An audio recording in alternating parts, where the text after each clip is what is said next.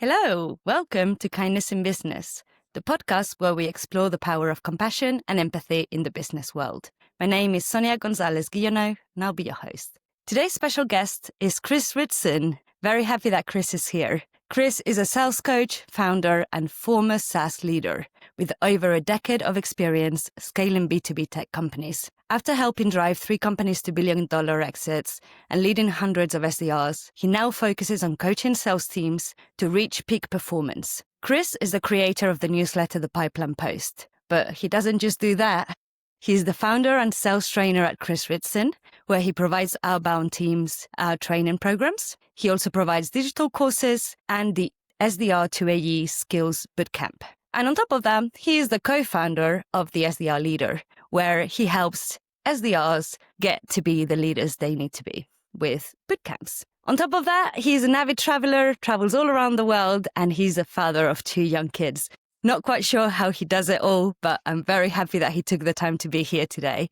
Welcome, Chris. That was probably the best intro that I've ever had on a podcast, actually, Sonia, to be honest with you.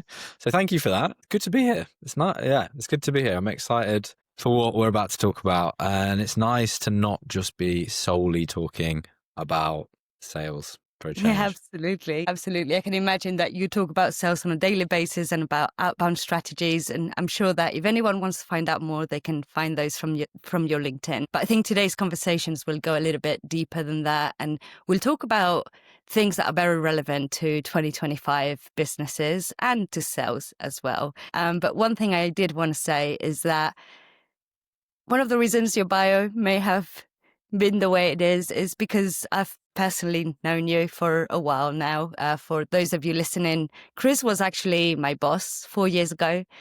He was the one that hired me to be a coach. And I definitely wouldn't be here without that part of my life happening. So first of all, I just want to say thank you, Chris. Thank you for your continued support throughout this whole journey. It's meant a lot, and it's definitely, your kindness has definitely shown through in a lot of different areas in that journey. And I couldn't be grateful to know you personally, as well as to be inspired and to respect you personally as well. Thanks, Sonia. I appreciate that. And I'd also like to share with the audience one thing Sonia taught me that is an incredibly underrated skill in just life. I think just in life, actually, it's a Latin phrase. And I came across the phrase maybe a year ago. And when I was reading it, it reminded me of some situations that Sonia's been in. Again, when you read something and it kind of like triggers some of your memories, and it kind of like brought me back to this is really interesting because Sonia definitely represents this. There's a Latin phrase called Amor Fati, right? And it was used in the ancient times in Romans by the Stoics specifically. What it really means is you look for the opportunity in even the worst situation in front of you, right? And you find something good in a bad place, right? So when I was reading it, it really reminded me of some of the things that Sonia had been through in her own journey. And I wanted to bring that up because it's actually probably something that everyone should go away and have a think about, right? We're all in our own situation. Kind of feels like this big, red mist sometimes. But then when you get the perspective of just taking a step back, looking and trying to look not for all the negative things within it, because there's always loads, you try and almost force yourself to search for something potentially good in it. The whole situation feels a lot better. And I used to be really not so good at that. And I was always a little bit jealous of how good Sonia was at that. She was annoyingly good at it, actually, where it was like, oh, but I feel pretty good about this. And I was like, Sonia, the whole world's falling down over here. What's going on? I was like, yeah, but there's these things that we can take from it that are great as well. And actually, it's a skill in itself. So yeah, I wanted to share that at the front end of this podcast. Thank you for sharing that. You definitely didn't have to. And I had no idea that you were going to. I think it's definitely a quote we've said on this podcast before, but not every day is a good day, but there is something good in every day, right? And looking for those good things really carries you through the bad things that happen inevitably to all of us. And when you're in sales, sometimes that doubles down. Yeah, I think it's very relevant to salespeople, to be honest. It's relevant to everyone, right? Especially, I can only talk about myself in that sort of situation, but I'm the sort of person, it's probably similar to a lot of other people, that I have such high exacting standards of myself. Sometimes I beat myself up maybe too much and for too long. One thing that has really helped me with being kinder to myself, because actually it often starts there. Like, I'm very happy to be kind to other people, but my wife, my parents always say, well, maybe not my dad, my mum says it to me all the time, but it's like, you're very hard on yourself, very, very, very hard, and you just beat yourself up permanently. Something that's really helped me is literally just writing down 3 things at the end of each day of like, what are the 3 things that went well? It forces me to actually find some things, because usually I'm like so focused on all the things I could have done better, and that's great, growth mindset, all of that sort of stuff. You also need like to kind of find some level of balance in like that permanent pursuit of what everyone's talking about, just like growth, be better, be better, be better. It's like sometimes what you're doing is also enough or good enough for this particular day and situation.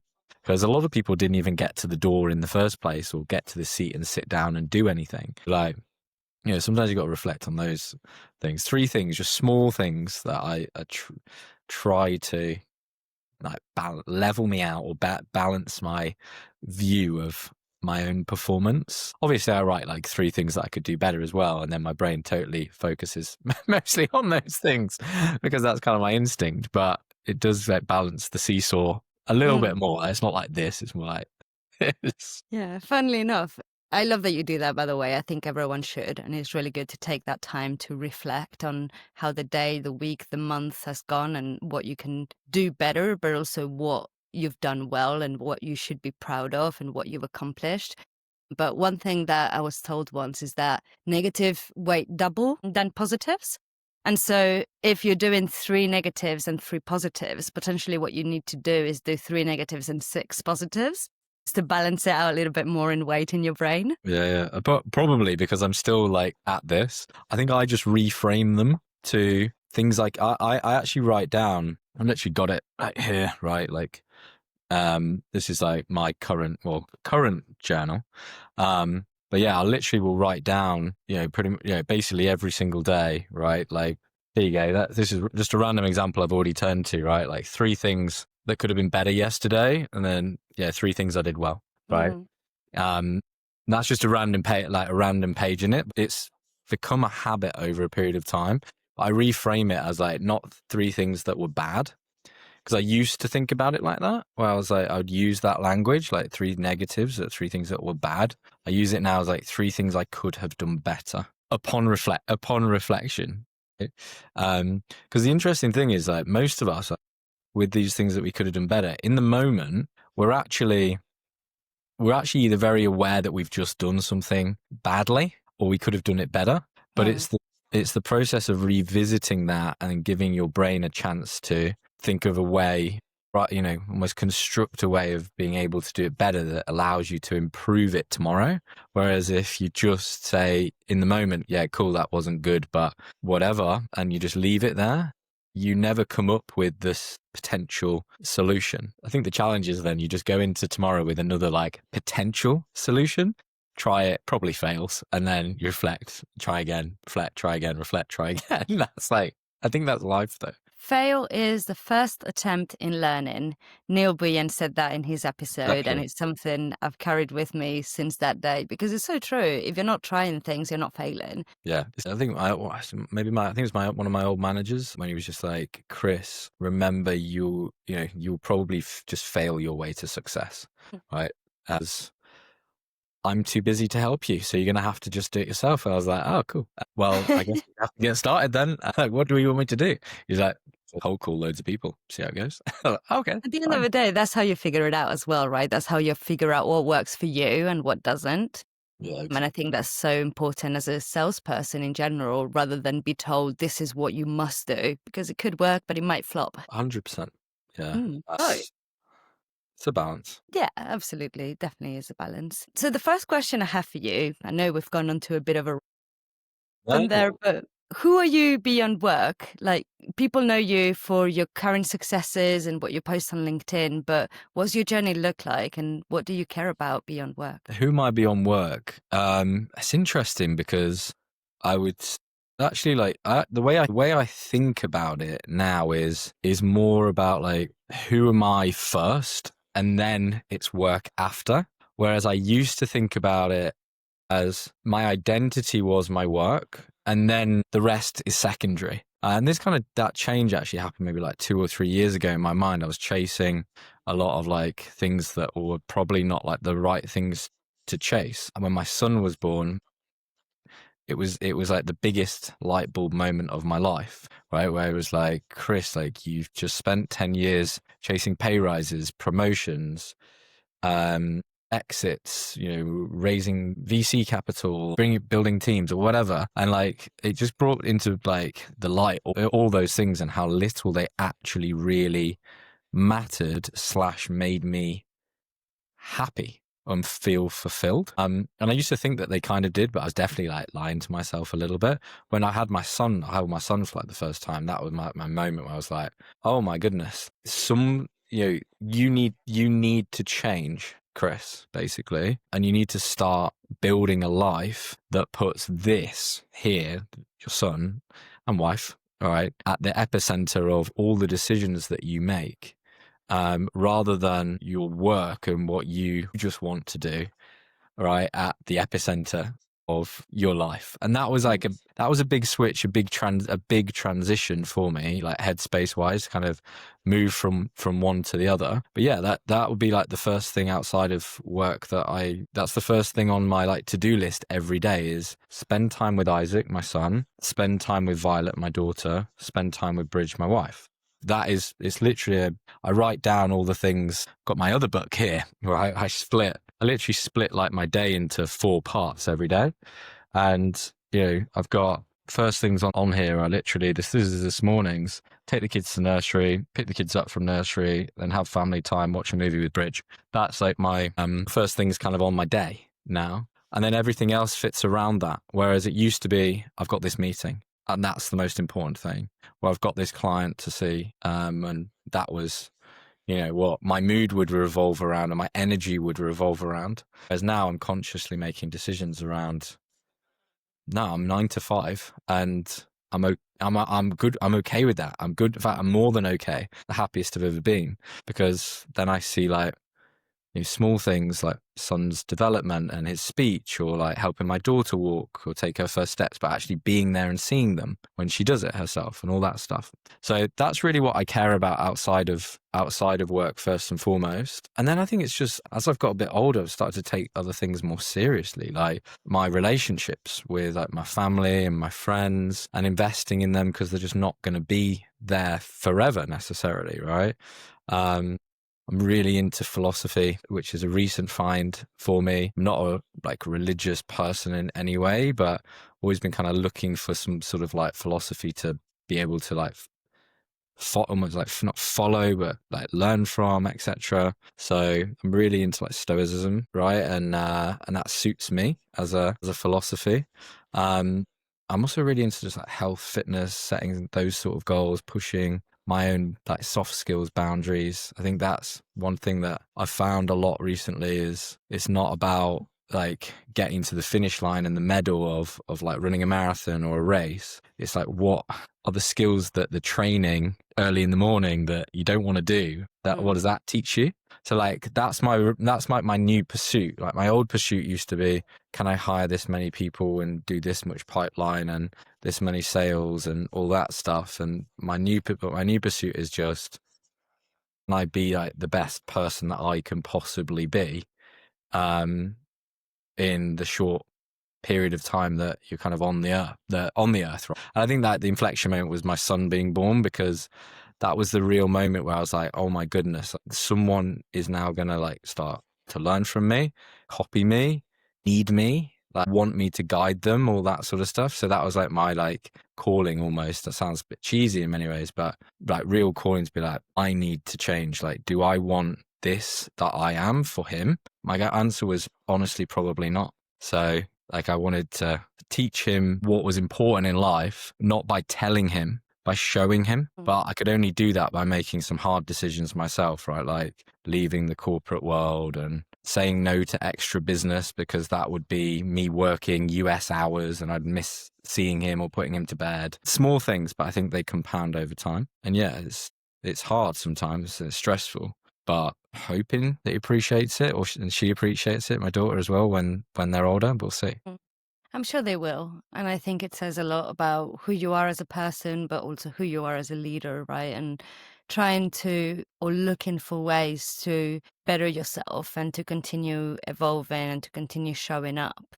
And, you know, they will definitely appreciate that, because at the end of the day, if you look at both spectrums, and on one side, you've got an absent dad that cares more about work and that's not seeing those milestones, versus a dad that's there, that is showing up and that they can look back and remember spending times with. That in itself says a lot, right? And not everyone is in a position to do that. But in this case, you took a risk, you bet on yourself, and you bet on what you knew and what you were passionate about, and it paid off, right? So, you know, you can look at both ways. Yeah, I was in such a lucky position to be able to do that in the first place, and like be able to have that choice.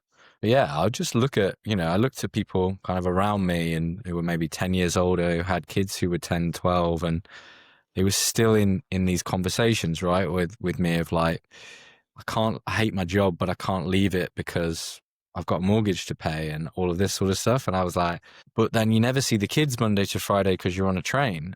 I was like, that's just not that.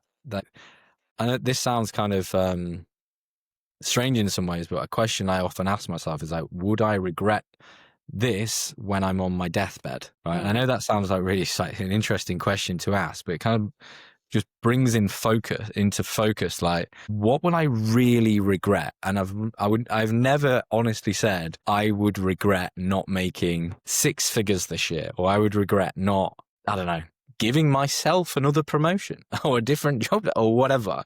Like the answer has always been the same thing. I will regret not being there for my son and daughter.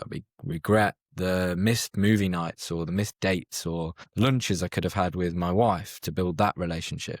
I regret not taking my mum to for theatre days in London on a random Thursday, right? That everyone else is in an office and we're just strolling down the Thames about to go to Shakespeare or whatever and having a chat.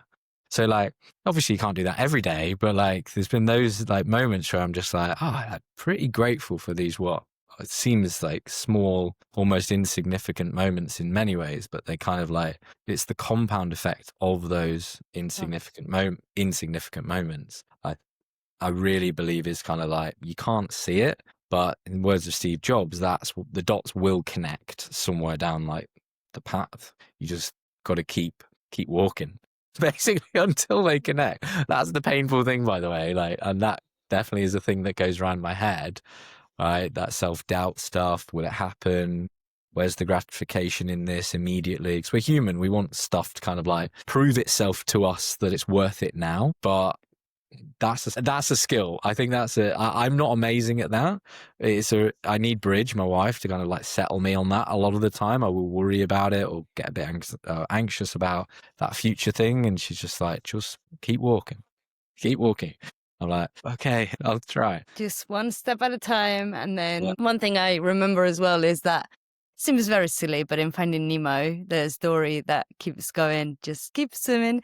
And sometimes you just got to remind yourself that if you keep going, you'll get somewhere, right? And if you get stuck, you might not.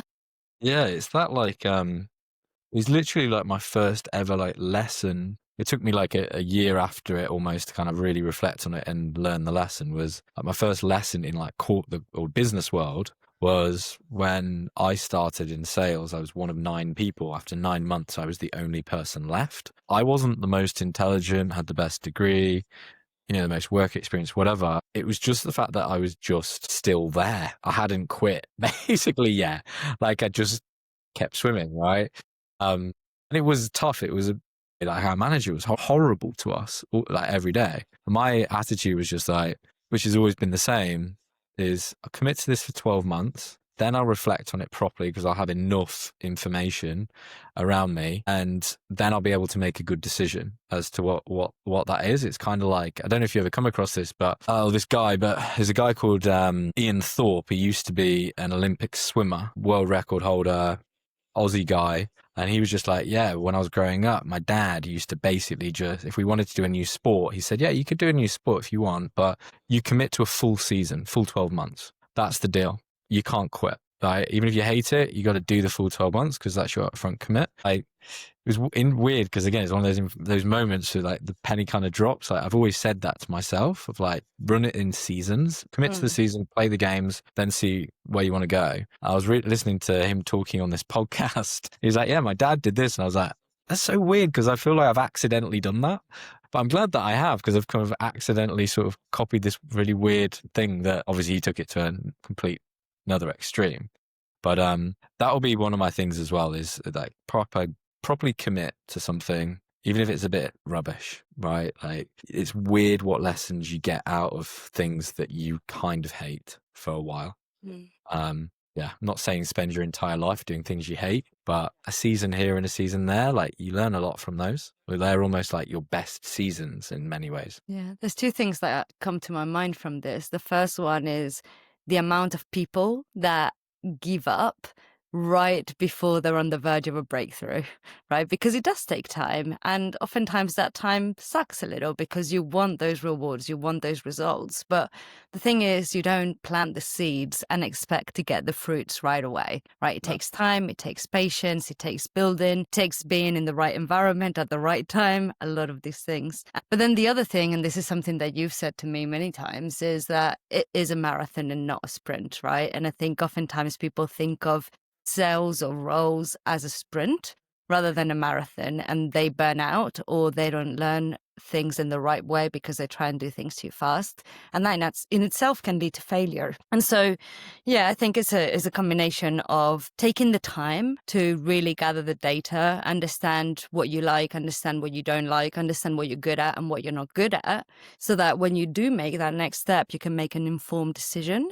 But if you don't have that data and you're just acting based on a rushed emotion, that's potentially not going to lead you to a good place, and you're potentially going to repeat that pattern again in the future. Yeah, I couldn't agree more. I think it's like two of the things that I literally write down the most to remind myself. And there's often repetitive themes in kind of like my own like inner monologue, right? I'm more like when I'm journaling and writing things down and reflecting on stuff. Literally, I will write down Rome wasn't built in a day. A lot, because I'm also the sort of person, because I was in SaaS for 10 years as well, I want everything now in my head. But I think that's a very common thing. A lot of people want immediate gratification, but it's definitely a very common thing now. It's interesting that studies would suggest that the most successful people actually have a skill set in delayed gratification, which I thought was quite interesting if you're a nerd and you like to read those sort of studies like me.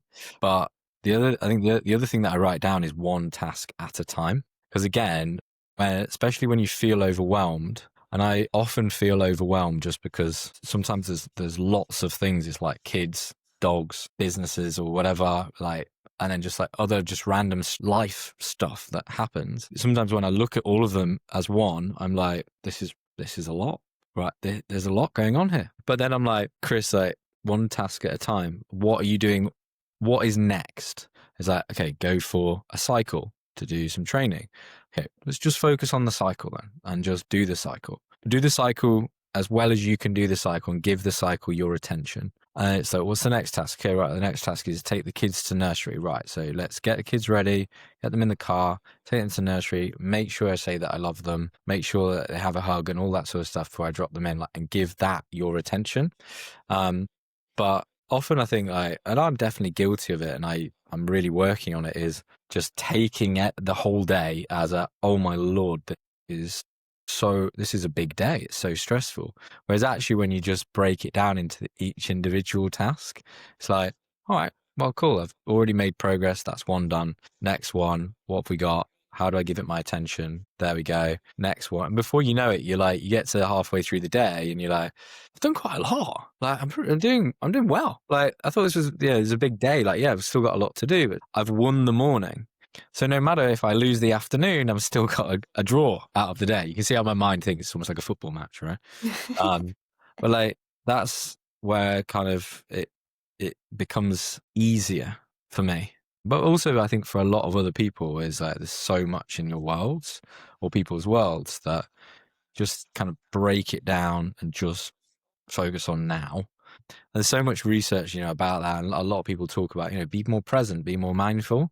But then like, how do you actually do that? The best way for me has honestly just been that 4 sections of the day, right? I'm like, I get up early. So it's like 5 till 9 in the morning. That's my 3 things. 9 till 1, they're my 3 things. 1 till 5, they're my 3 things. And then 5 till 9, let's say, they're my 3 things. And I just put 3 things in each box that are the most important. And then if I get those done, great. Like, that's that quarter of the day that I've won. And then on to the next thing. And that's kind of how I look at it now. But it's a habitual thing as well for me now to do it.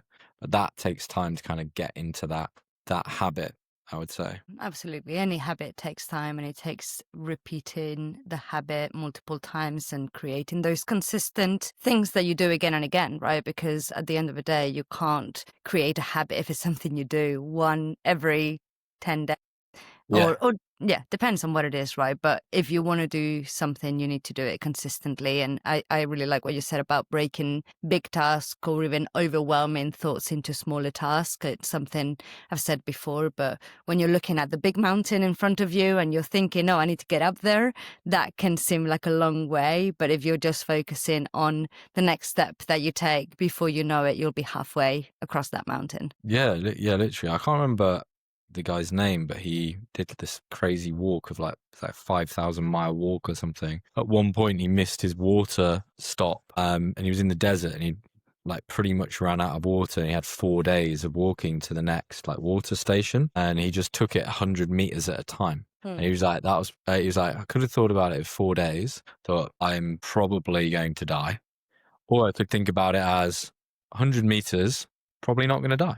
And he was like, I just did it 100 meters at a time for 4 days. I was like, and I know that sounds like, okay, that's a bit, it sounds a bit crazy, right? But it's weird I guess that's an extreme example. It's weird what the human mind can kind of do to stop your spirit from being broken, or for you to, in this case, right? But like in most cases, we're not asking you to walk across the desert without water for 4 days, or you're not asking yourself to do that. I think that's the reframe as well. It's like, what are you asking yourself to do here in this situation?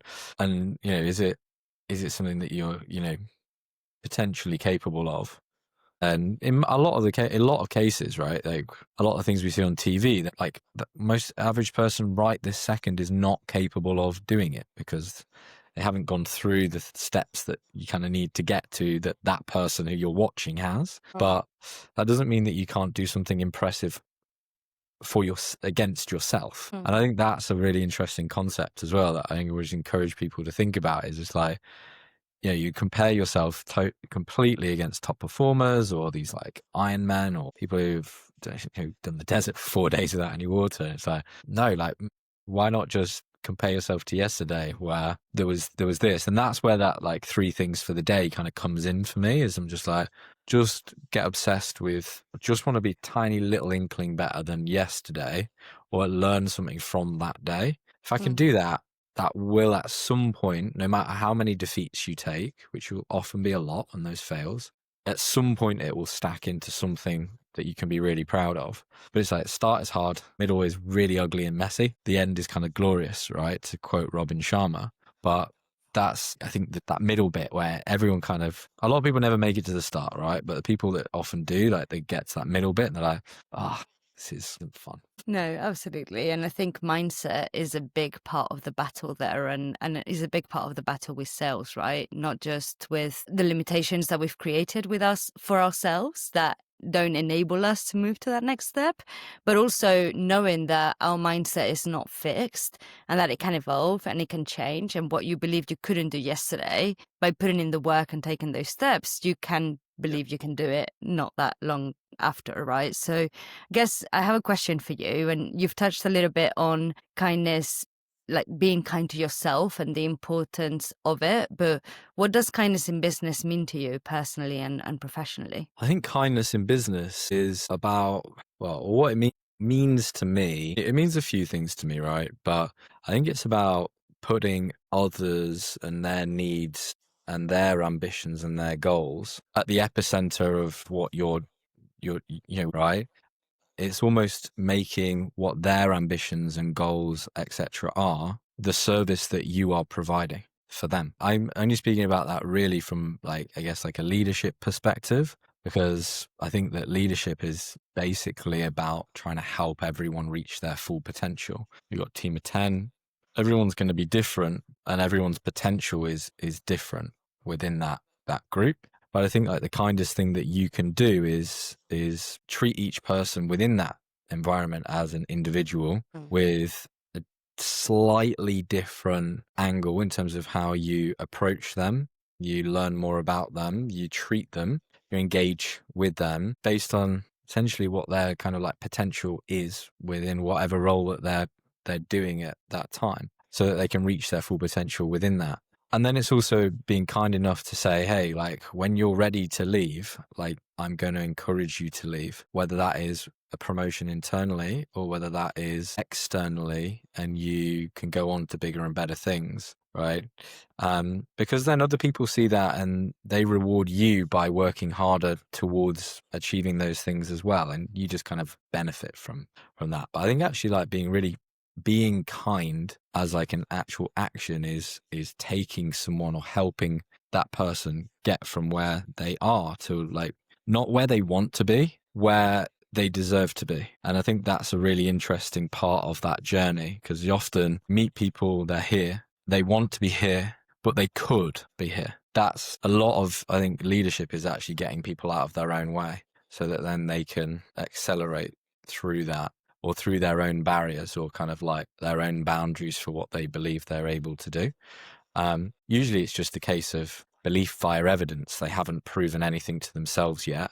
So they don't believe, it's a self-defense mechanism. So they don't believe that they can go and do it. Weird thing is like, for me, like I'm often very good at helping people with that, or like want to do that. And it's a natural thing for me, but I have to work very hard on like doing that with myself, right? Cause I will like beat myself slightly as well along that pathway. But I've had a couple of like managers who've really also like lent into that sort of stuff with me too. And they're always the people that I'm like, well, yeah, I'd love to work with those people again. Maybe not in a corporate environment, because I don't think I'll ever go back. But they're the sort of people where I'm like, I've just got such fond memories, because like the real value wasn't that I remember them promoting me or remember them giving me a pay rise. The real value was like these mentorship style lessons that I've been able to go back to 30, 40, 50 times in random scenarios kind of in the future, that I've been able to be like, what would Elaine do there? Do that. She'd tell me to do that. And then I'd do that. And then like 6 months later, be like, what would Elaine do there? And do that. That's what she did. And then I'm like, yeah, just do that. Right. So like, actually like that's, I think the real value of leadership or like mentorship or kindness is that it's not like a solitary moment in time, right? Where it's like, that's the only time this is going to happen. It's for that person, it's the kind of ripple effect and the after effect, right? So when you drop a stone in the water, what happens? The ripples just go across the pond, but get bigger and bigger and bigger and bigger and bigger. It's the same with that, right? It's the same with that the kindness piece in business is like, you drop the stone in the water, the ripple effect of that afterwards, even when, if you're the stone and you've gone, you can't see anything anymore. What happens to that person further down the chain? They keep attributing things back to those moments. So your job, I think is, or the job of kindness in business is like create more of those moments, right? For different people within your organization, and ask for nothing in return, right? Oh. Just the moments, they will just ripple. Sometimes the pool's pretty big and it doesn't come back for a long time, but it does come back eventually, and they do stack. So that's how I think about it. I love that. And thank you for sharing. And one thing that I've seen through my experience, but also through other people's experience, is that happier people perform better generally. Yeah, I think happier people. I know I go back to research a lot, because research was always my baby when I was like needed to learn something, and maybe there wasn't like access to managers or coaches on my side. So I used to go to research a lot, but it's like connection is really important. Relationship, like immediate support network for you as a person in the workplace, right? Outside of maybe, calling your mum like I used to. My mum was just like, amazing person, but she would always just tell me that I'm amazing, which I can do with that, right? In a constructive way, apart from just feel like, yeah, you know, I just, maybe you are like, and then like, Chris, like, snap out of it. Come on. Like, of course your mum's going to tell you you're amazing. Right. But I think that was the, you know, that's the thing is like searching for some of those answers, you know, maybe outside of your like immediate group, or just the people that are going to make you feel good, often gives you different perspectives and some home truths sometimes about yourself. I've definitely had a few of those along the Yeah, way. absolutely. And sometimes you've got to ask for that feedback, Yeah. And whether it's be good. prepared to listen to it.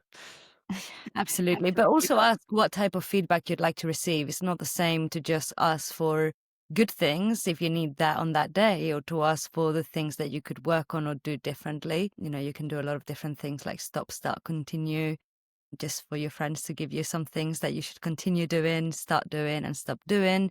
There are different ways, but ask for the information that you need to hear if they're not able to provide it to you. And also, that tough love can also be helpful for you. So if you need it, ask for it. One question for you, Chris, is obviously when it comes to sales development, one of the biggest changes that we've seen over the last year is the introduction of AI and the readily availability of it and how much it can be used by the public in general, right? And that has a lot of benefits, but also potentially has a lot of drawbacks. And the question I have for you is, how can leaders ensure that empathy and personalization doesn't get lost in a scale-driven world of modern sales? I think that's a big question. I think how leaders can ensure it doesn't get lost is ultimately it comes down to strategy on their side. Like, I know that sounds like very basic in many ways, but it really does, right? It's that balance between, you know, grow at all costs, which I think we started to see 10 years ago with automation and stuff like that, money getting piled into, you know, that sort of tech, and then leaders taking it too far and doing the human thing of getting greedy. And then what happens? They get kind of kicked up the arse, right, by the markets changing. I can just see that happening all over again. Like, it's going to happen. It's just a different type of technology. It's AI, right, rather than the automation side. But the best indicator of the future is the past. What humans often fail so much with is learning from the past, right? We always talk about it when things are bad, like the market right now, but then we don't really often take that into the future. You can see it already, right? Companies will start to raise again. They'll start to raise on ridiculous multiples, and it'll all kind of go, right? These cycles, they typically go sort of every 6 to 8 years. Historically, over the last sort of 20, 25 years in tech, right? Where it's like early market, great. And then everyone loves it, jumps on the bandwagon, lots and lots of money goes piled in, too much. Everyone gets greedy and then starts to crash. Something new gets created and so on and so forth. So yeah, I think like the leaders just need to, you know, and I don't think they will be able to control themselves because they're humans, right? And humans typically, we do this with everything, right? Oil, attention, AI, whatever it is, it's anything to win, right? Or to get ahead or whatever. But I think that just fundamentally is humans, and the fact humans typically value things in life that are maybe slightly the wrong things, like multiples and valuations and more money and less time with your kids. So actually, to go back to the original thing of like the personalization and stuff like that, is you're going to have a balance between the two. You're going to have a balance from a strategic perspective, just how big and how hard you go, right, at scaling the whole operation, because sales development just follows whatever the revenue number is, and the revenue number just follows how much you've taken from an investor, right, in the SaaS world, basically. That's to the top of the business where it's a challenge. That's the main thing. Thank you for your answer. We're going to go into the round fire part of the podcast, coming No to worries. an end.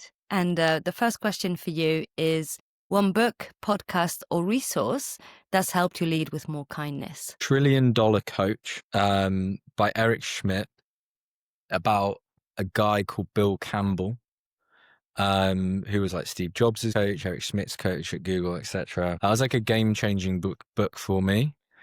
Yeah, it got me out of my own middle-class, male, very stereotypical mindset, privileged mindset, right? And it allowed me to think better about people who were different to that profile of individual, right? So I was able to relate to women in my team better, people from different religious backgrounds, ethnic backgrounds, etc., and start to like really think about how I could understand them and build relationships with them about things they cared about that were different to me. Whereas before I kind of was, these are my values and this is me. As I wasn't thinking about other people's values quite as much. That book helped me a lot. It's a great book. I remember you recommending it a couple of years ago.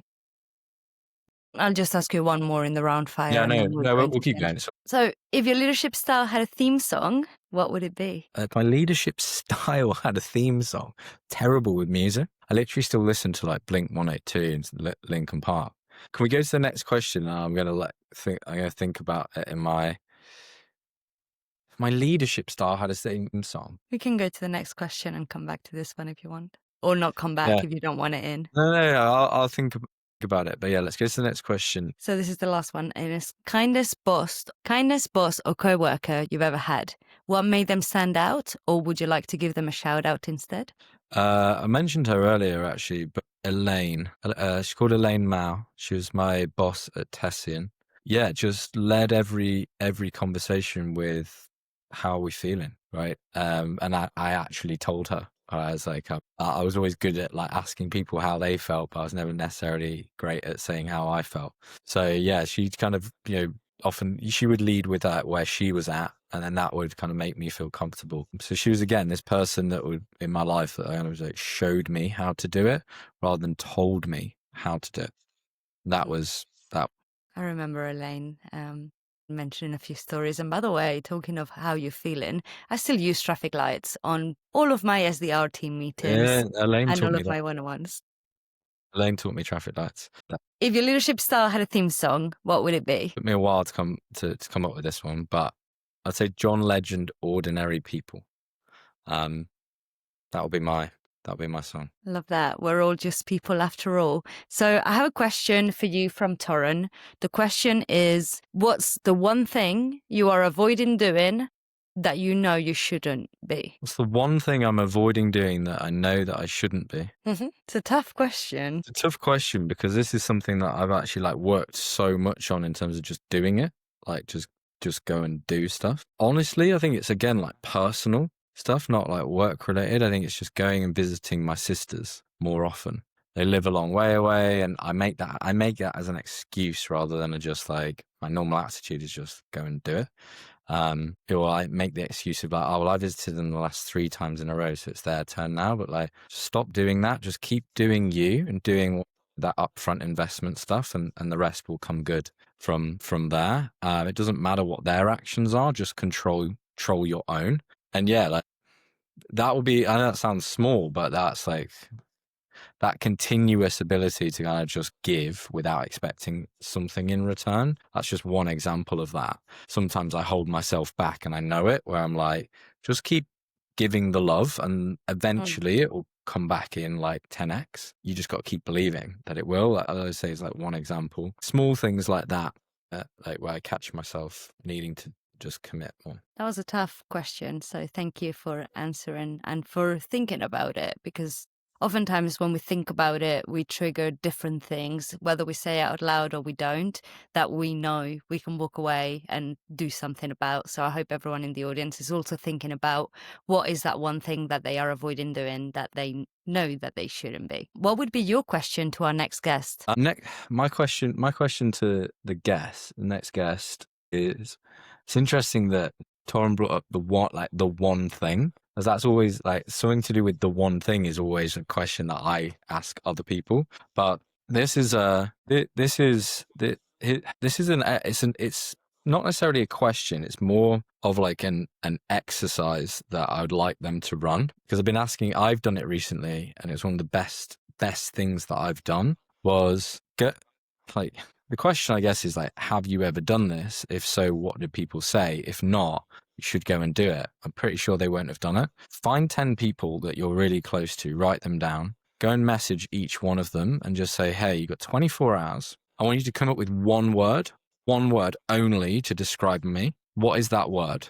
And then you have another 24 hours to tell me why you described me in that way. But it got to be the closest people to you. It tells you a lot about yourself, basically. Yeah, Yeah. I remember. I remember this exercise, painful. and I remember doing it at some point when I really needed it. And funnily enough, the person that we're going to be speaking to next week is one of the people I asked for that word. So it'll be interesting to see what they have to say. And the last thing before I let you go, Chris, is who are 2 people that you nominate to come onto this podcast next season? 2 people that I nominate, I think you should speak to Lawrence Langstone. I think he'll give you a really in-depth, open conversation. But I also think that you should speak to a lady called Bethan Hopewell. Mm-hmm. You may have come across her before, but again, I also think she'll give you a very open conversation.